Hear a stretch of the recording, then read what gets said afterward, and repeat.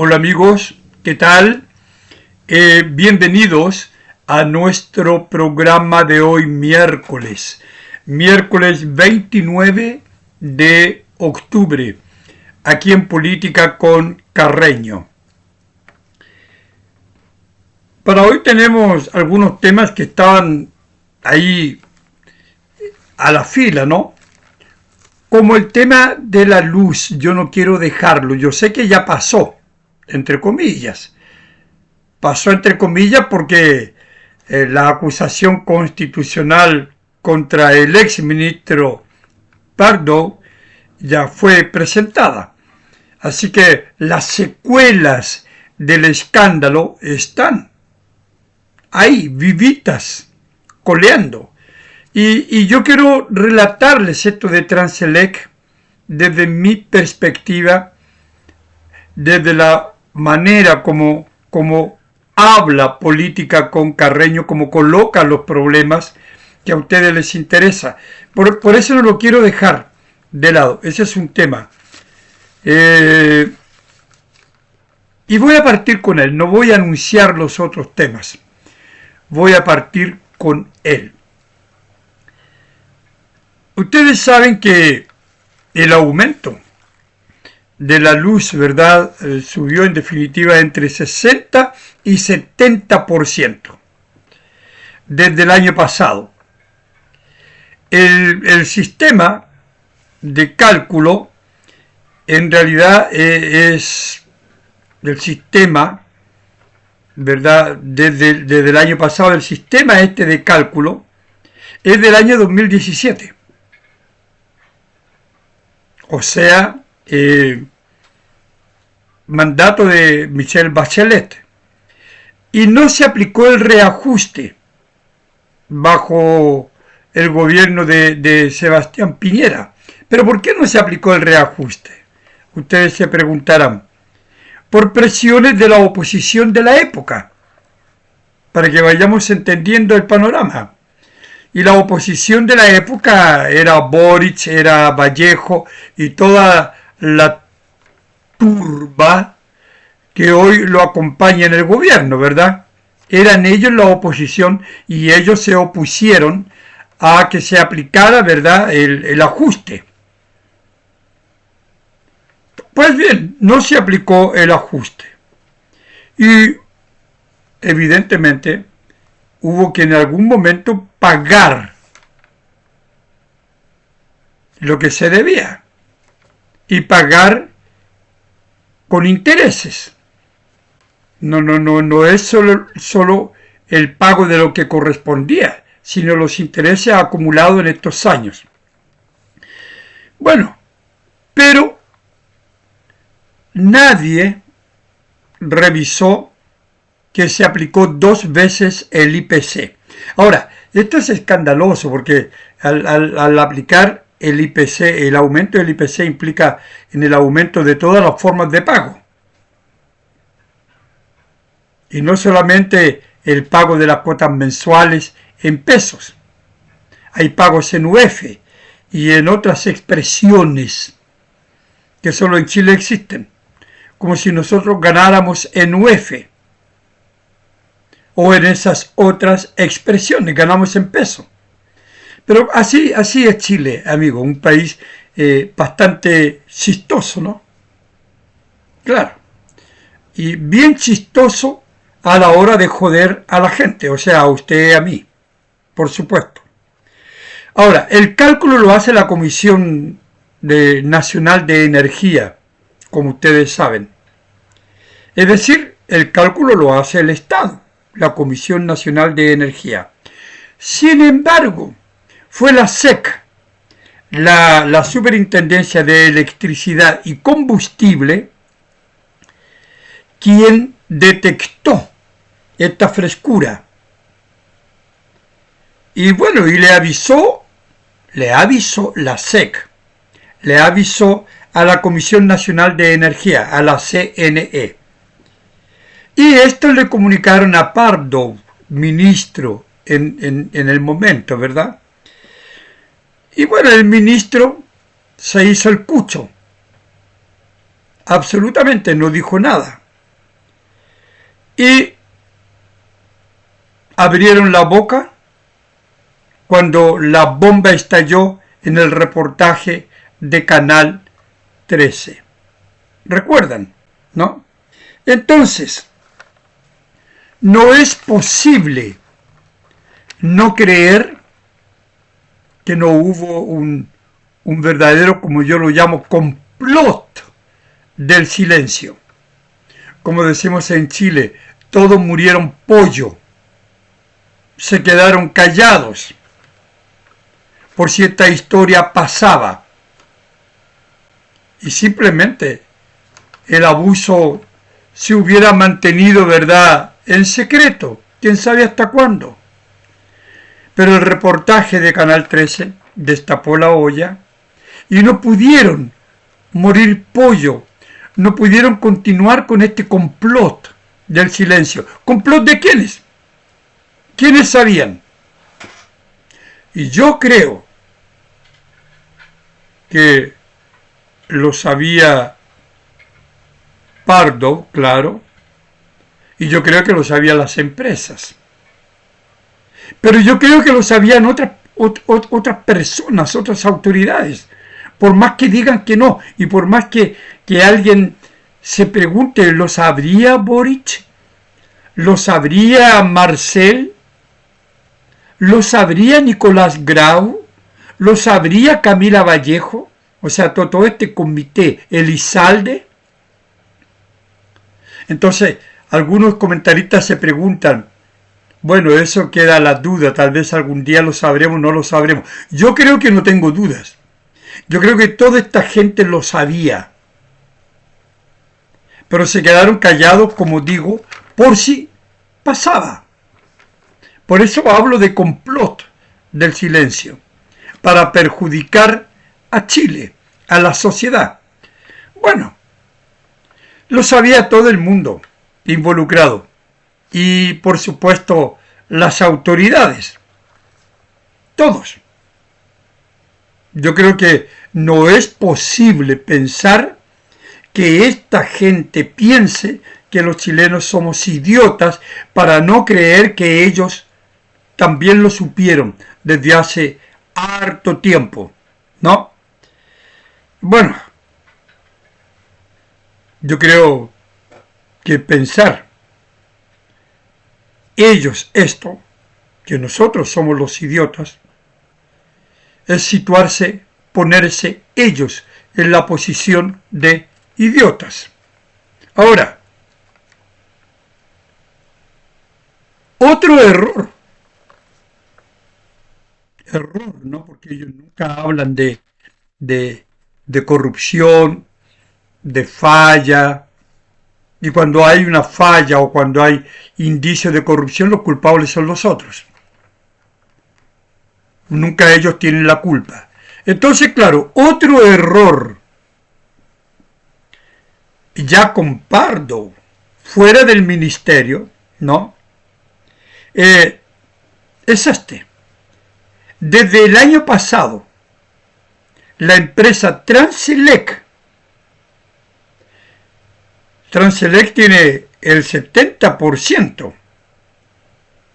Es la empresa que opera, ¿no? Que transmite la energía eléctrica. Es la empresa que opera la transmisión, dice de otra manera, de la energía eléctrica. Tiene un 70%. Bueno. Había solicitado en forma legal una reunión para informar al ministro Pardo que había sobrevalorado algunas de sus inversiones. Escuchen bien, amigos. Transelec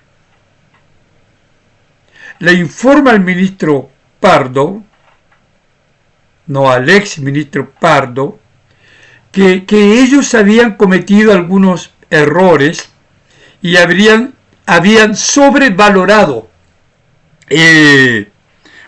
algunas inversiones.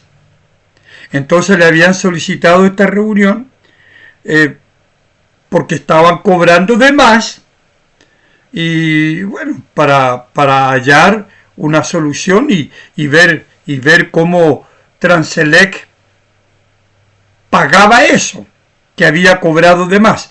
Y bueno, lo demás era alrededor de 11 millones de dólares. Casi nada. Habían sobrevalorado ciertas inversiones en 11 millones de dólares, que evidentemente paga usted y pago yo y pagamos los 20 millones de chilenos, claro. Pero ellos habían pedido esta reunión al ministro Pardo para decirle esto, ¿no? Pues bien, la reunión con Pardo, escuche bien amigo, fue en octubre del año 2024. Octubre del año 2024. O sea, hace un año que Transelec, que tiene el 70% de esta operación que transmite, ¿verdad?, la energía eléctrica, octubre del año pasado. ¿Y qué pasó? Nada pues. Pardo se quedó callado. Pardo se quedó callado el loro, amigos. Hablando de otro chilenismo, ¿no? Bueno.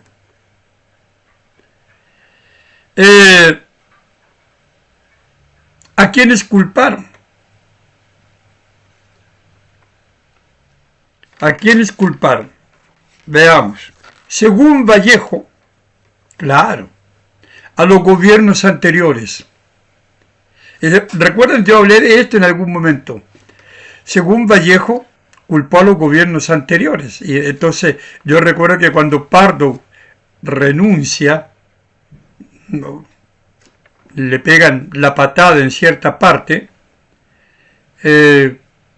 yo le pregunto a Vallejo y a la gente, bueno, si Pardo era inocente, si la culpa era de los gobiernos anteriores, ¿por qué tuvo que renunciar? ¿Por qué lo echaron? Entonces,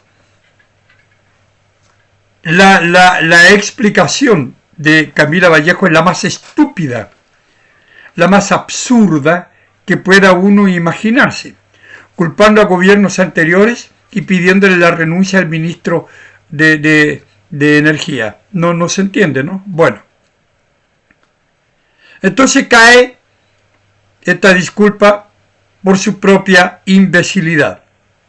Ahora, vimos que Transelec maneja el 30%, el 70% de la energía, ¿no?, de la transmisión. Opera todo ese porcentaje.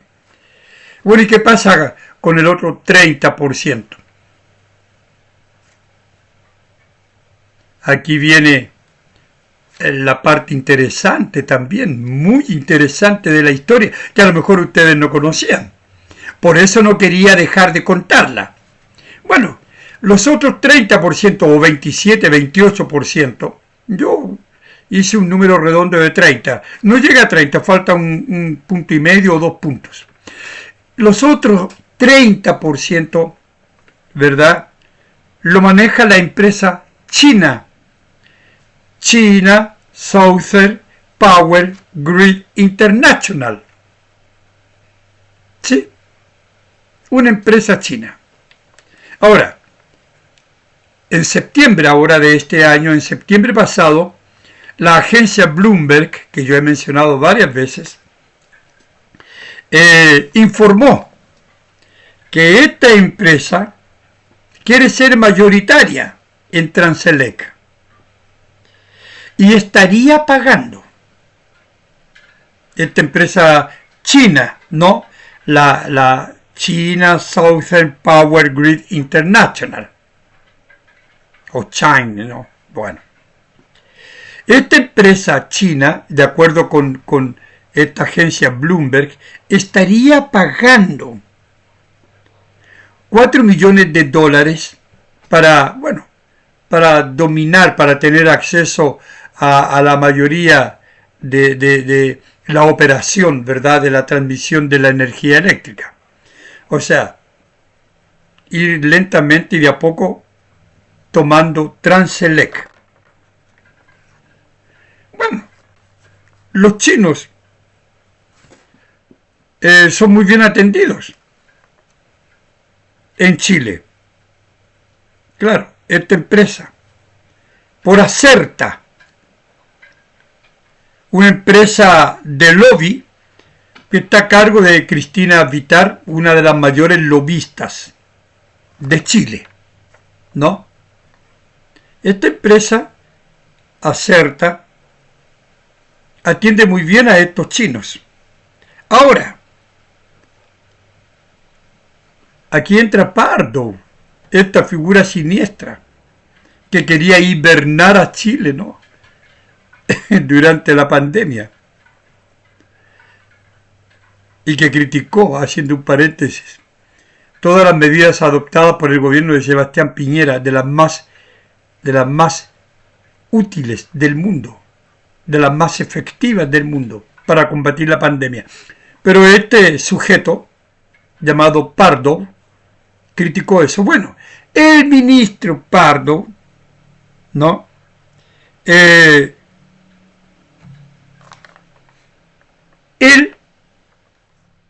viajó a China, como ustedes saben, ¿sí? Claro. Conoce muy bien Transelec. Viajó a China. Y en China se reunió. ¿Adivinen con quién? Claro, adivinó, amigo. Porque no hay que tener una bola de cristal. Se reunió, ¿no?, con la empresa china que quiere Transelec. Claro. Se reunió con estos ejecutivos de la China Southern Power Grid International. Eso que quieren Transelec con total. Y que hoy mantienen el 28%. Bueno, aquí surgen varias preguntas. ¿Usted sabe lo que habló Pardo con los chinos? No, nadie sabe. Entonces surgen preguntas. ¿Qué le ofreció Pardo a los chinos? ¿Qué le ofrecieron los chinos a Pardo? ¿Verdad? Estos ejecutivos chinos. ¿Qué le ofrecieron a Pardo? Y lo contrario, ¿qué les ofreció Pardo a estos ejecutivos chinos? Bueno, esto no está en ninguna parte, tampoco ciertamente está en la página de transparencia del lobby. Evidentemente que no está ahí. Entonces, amigos, esto de la luz, no sé si ustedes conocían este episodio, donde está envuelto el ministro Pardo, y donde se descubre cómo él supo todo esto del cobro, del doble cobro, de las reuniones, el encuentro con Transelec.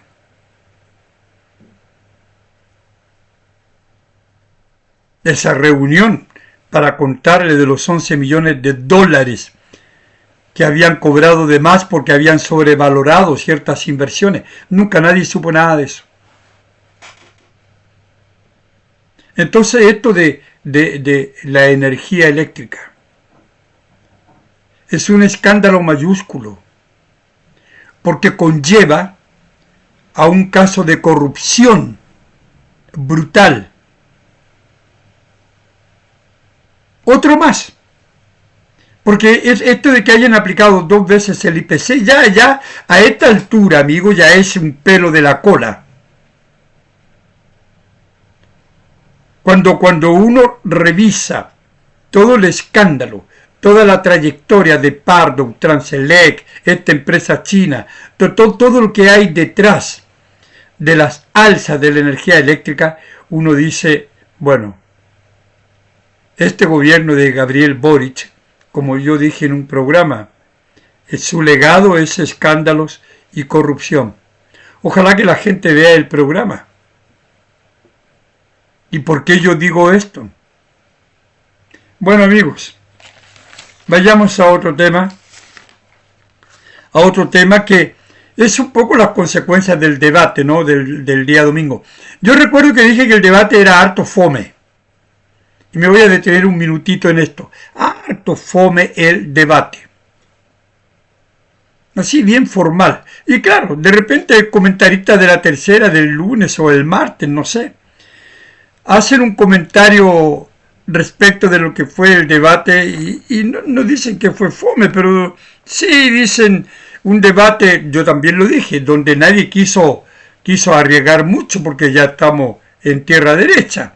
Entonces nadie, claro, quiere arriesgar, tener una caída, meter las patas. Entonces todos se comportaron bastante bien.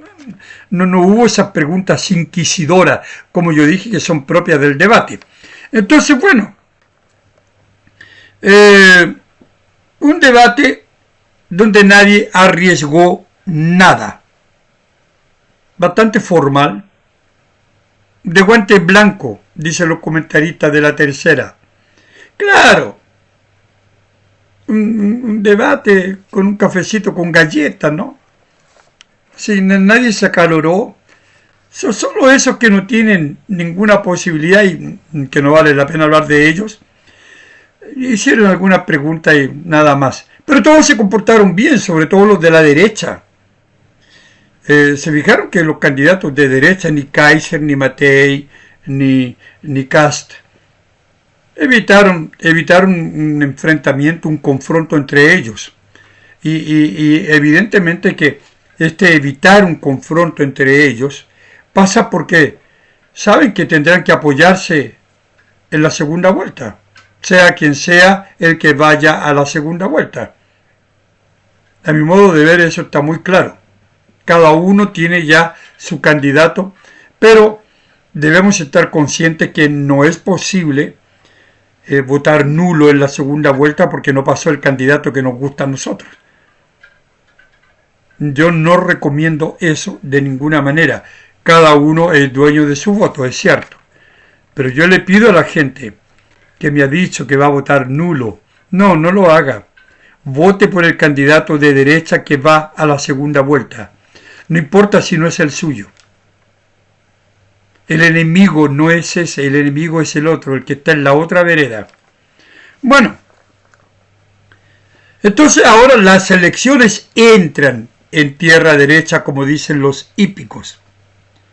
Y no hay ningún interés en perjudicarse entre ellos. Todavía quedan dos debates, el de la Archi, que es el 4 de noviembre, y Anatel, que es el 10 de noviembre. Y yo creo que nada va a cambiar. Ahora, el comando de Evelyn Matei dijo que a pesar de que lo había hecho bien, esperaban que hubiese sido un poquito más incisiva.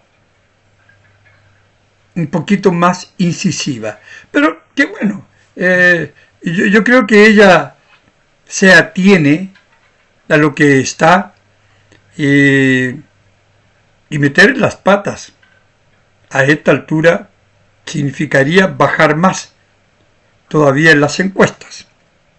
No, la CADEM ya la tiene en tercer lugar.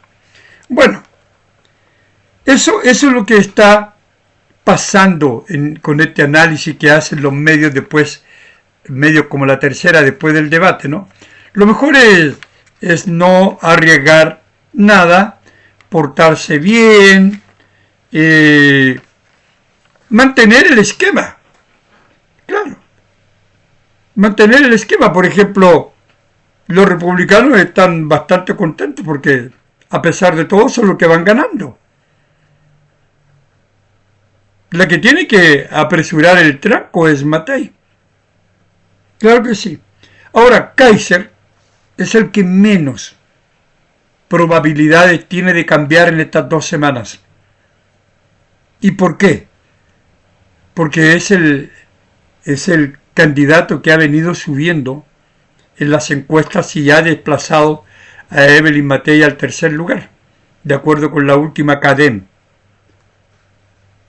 Entonces, claro, es el candidato que se ha ido posicionando en la gente, en la sociedad, porque es el candidato, a mi modo de ver, el más transparente, el más honesto, el que habla sin eufemismos, el que dice las cosas de frente y el que dice las cosas que nosotros los chilenos queremos oír con fuerza. Claro. Entonces, evidentemente, él no va a cambiar, no tiene por qué cambiar. En absoluto. Es el que menos probabilidades tiene, porque lo está haciendo bien. Las encuestas lo demuestran y la gente sale a las calles. Nosotros lo hemos visto en las imágenes, en la televisión, en los medios, en las redes sociales, en todas partes, a donde llega de norte a sur, mucha gente. Así que bien por Johannes Kaiser. Absolutamente.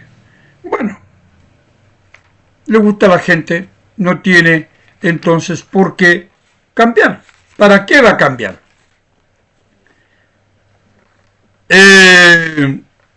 Déjenme ver acá. Claro. Su propuesta, por ejemplo, de reforma al Poder Judicial es única. Yo nunca la he visto en ningún programa de gobierno. Porque el daño de Chile, de donde se genera todo, el mal es ahí. Entonces yo comentaba ayer, Kaiser y la seguridad, que es el programa que ustedes están viendo hoy día martes, cuando yo estoy grabando, ¿no? El programa del miércoles, claro. Esa es una reforma de verdad muy importante, innecesaria, indispensable para que mejore Chile. Si tenemos una corte, si tenemos jueces corruptos, nombrados por políticos, y desde el momento en que son nombrados por el presidente de la República, por el Congreso, la inmensa mayoría de ellos, entonces, claro, nunca tendremos una justicia imparcial, siempre tendremos una justicia que le debe favores a estos políticos, que son todos corruptos en su inmensa mayoría. Entonces la reforma es indispensable. Bueno, es el único que tiene esto. Y la gente valora eso, por supuesto. Yo nunca lo he visto en ningún programa, absolutamente en ninguna parte lo he visto. Así que bueno, ojalá le alcance para llegar allá, a la segunda vuelta. Bueno, lo dejara en más de lo mismo, simula ser una candidata de un conglomerado que nadie entiende qué conglomerado es ese, simula ser una candidata que no es comunista, simula ser una candidata que no es la continuidad del gobierno de Gabriel Boric. Es decir, una mentira, una patraña del porte, no sé,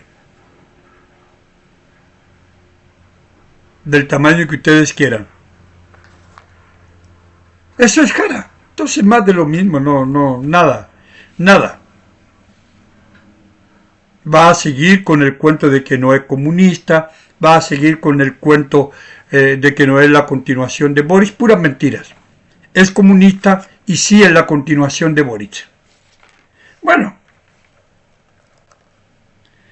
vayamos entonces sí, acá tengo una información que es curiosa, que tiene que ver con Polymarket, ¿no? Polymarket es una casa de apuestas.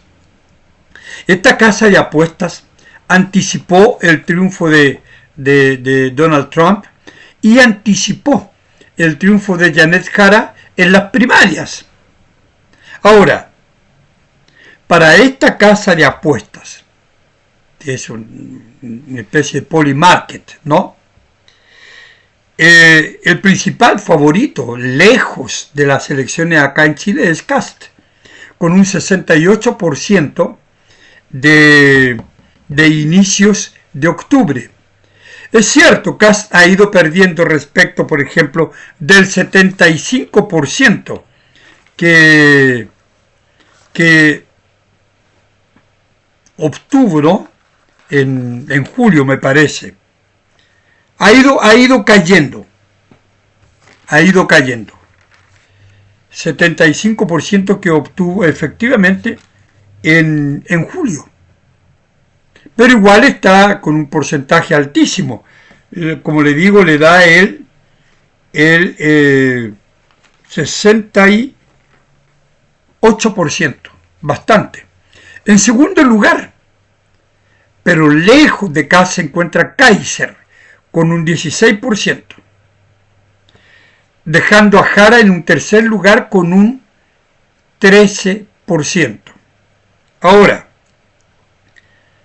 la disminución de Jara, de acuerdo con Polymarket, esta casa de apuestas que vamos a ver lo que ellos dicen, de acuerdo con Polymarket, ¿no? La disminución de Jara ha sido ostensible. Fíjense que tenía en 10 de julio tenía el 31,7% y ahora está con el 13%, o sea, nada. Ha bajado muchísimo. El lunes, no este día lunes, del 31% que tenía al 13%. Una caída vertical, ¿no? Y claro, de acuerdo con Polymarket, y eso lo voy a leer textual porque es lo que ellos dicen, los estudios demuestran que los mercados de predicción suelen ser más precisos que los expertos, porque combinan varias variables, dicen ellos. Combinan las encuestas, combinan las noticias, combinan la opinión de los expertos y la visión, dicen ellos, en un puro evento. Ellos se centran en un evento que les interese y analizan las probabilidades de ese evento considerando todas estas variables. Y en la plataforma de su sitio web, Polymarket declara que los mercados buscan la verdad.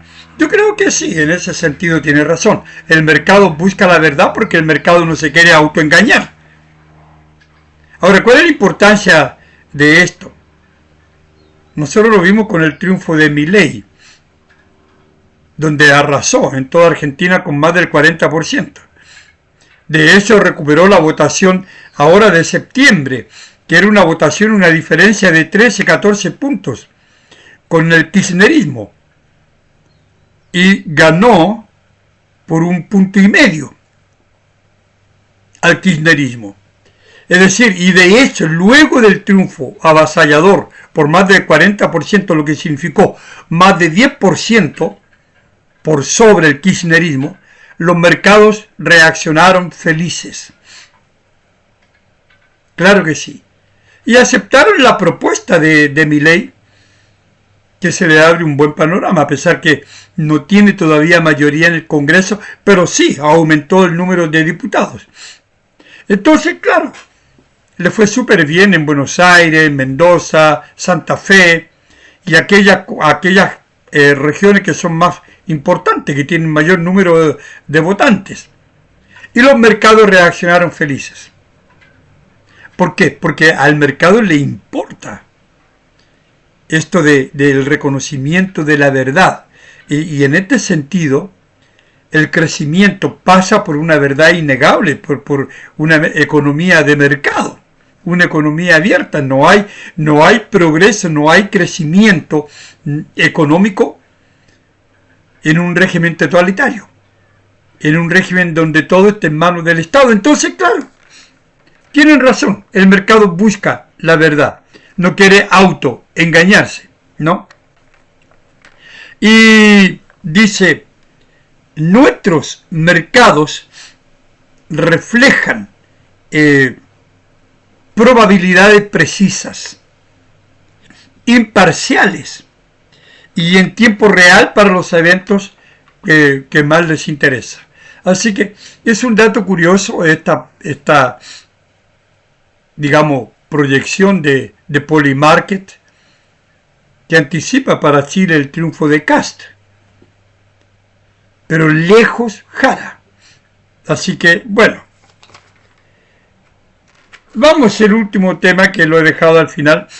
Algunos auditores me dijeron que estaban curiosos porque ¿qué pasó con Diego Schalper? Diego Schalper apareció por mi casa, tocó el timbre. Salí yo. Y era él, me saluda muy correctamente. Andaba con una joven y otro joven que se quedó ahí a la sombra de uno de los arbolitos que están en la vereda de mi casa. Me saludó de mano y me dijo que esperaba mi voto. Y yo le dije que no iba a votar por él. Le dije que mi candidato era Kaiser y por lo tanto iba a votar por los diputados del distrito 11 que corresponden a Kaiser. Iba a escoger ahí. Porque él es del distrito 11, Diego Schalper. Y yo le dije que no votaba por él, no votaba por Chile Vamos, porque me parecía que Chile Vamos había traicionado hasta sus principios. Y había traicionado a la gente. Y había llegado a acuerdos espurios con el gobierno de Boric. Entonces yo le dije, ustedes apoyaron reformas como la reforma previsional, que es una estafa a la gente. Entonces le dije a la niña que estaba ahí, yo no sé si a usted le preguntaron, a mí ya no, ya porque yo ya soy jubilado, le dije, pero no sé si a usted le preguntaron si quería prestarle dinero al Estado para esta especie de fondo común. Y que un dinero que le pagarían supuestamente dentro de 30 años, un Estado que está fallido. Y Schalper me dijo, sí, el Estado está fallido. Entonces me dijo, pero a usted no le parece que eso está bien. No, le dije yo, no me parece que está bien, me parece que está mal. Por eso se lo estoy diciendo. Y me parece que es un robo, que es un engaño a la gente. Además, ¿por qué? Ser solidario con la plata ajena. ¿Y por qué ser solidario con gente que de repente no ha aportado jamás al sistema ni un solo peso? Y va a tener PGU y va a tener todas estas cosas. No, le dije yo, no me parece.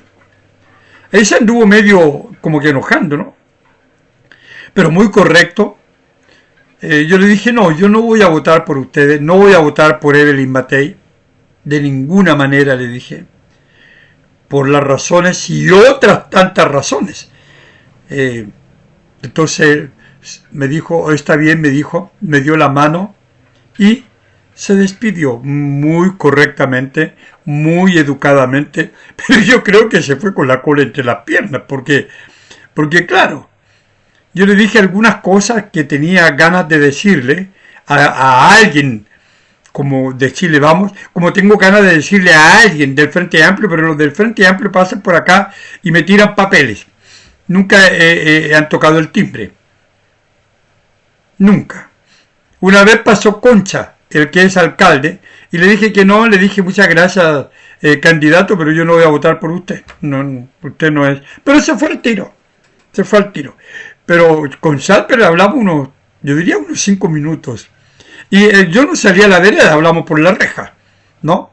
Ahí me dio la mano al despedirse muy cortésmente. Y se fueron. Y esa fue mi experiencia con Diego Schalper. Y yo me quedé muy contento de haberle dicho algunas cositas. Porque ya lo estaban también apurando y él ya encontró que no tenía mucho más que comentar conmigo. Y creo que le dije que yo era columnista también. Me parece, pero no estoy seguro, no recuerdo. Creo que sí, que le dije. Entonces, bueno, esa fue mi experiencia con don Diego Schalper. Y me gustaría que pasara alguien del Frente Amplio en estas 2 semanas que quedan. Porque me escucharían, ¿no? a esta altura de mi vida, amigos, voy a hacer qué. Nada, nada. Yo ya soy como soy, y al que le gusta bien, y al que no le gusta bien también. Pero yo ya hablo directamente, sin eufemismo. Por eso me gusta Kaiser, porque hace mi estilo. Kaiser debe tener, no sé, yo debo ser 30 años mayor que él, si no más, no sé qué edad tiene Kaiser, pero es muy joven. Él hace mi estilo. El estilo de este columnista es ser sincero, transparente, tratar de ser objetivo. Tengo mi corazoncito, tengo mi color político, pero lo que yo hablo, lo hablo basado en la realidad, en los hechos. No es culpa mía que los hechos estén permanentemente jugando en contra de este gobierno o de Chile Vamos. No, no es mi culpa. No vamos a culpar al emisario, no al cartero. No, pues. Si la culpa no tiene quien trae la información, la culpa la tiene quien da la información. ¿Quién es el hacedor de la información? Él es el culpable. Lo que nosotros hacemos, lo que yo hago en mi programa, en mis columnas, es comentar esto. Cuando yo ahora voy a escribir una columna sobre Milei, yo no soy Milei, pero tengo que comentar el triunfo de Milei con las herramientas que tengo, que son las elecciones. Bueno, eso es. Entonces no voy a dorar píldoras. Yo no doro píldoras, amigos. Y ustedes me conocen. A lo mejor por eso me cuesta tanto subir en el número de simpatizantes. Me cuesta. O de repente tengo 700 o 1000 o 1500, pero de repente tengo 500. Debe ser porque a lo mejor a la gente no le gusta mucho la forma como yo soy. Pero en fin, los tengo a ustedes. Y hay gente nueva, ¿no? Revisé los comunicados de ustedes y hay gente nueva, no la había visto. A toda esta gente nueva, auditores nuevos, amigos nuevos, bienvenidos a Política con Carreño. Y nos vemos mañana miércoles o jueves. Mañana jueves, nos vemos mañana jueves. Chao, amigos.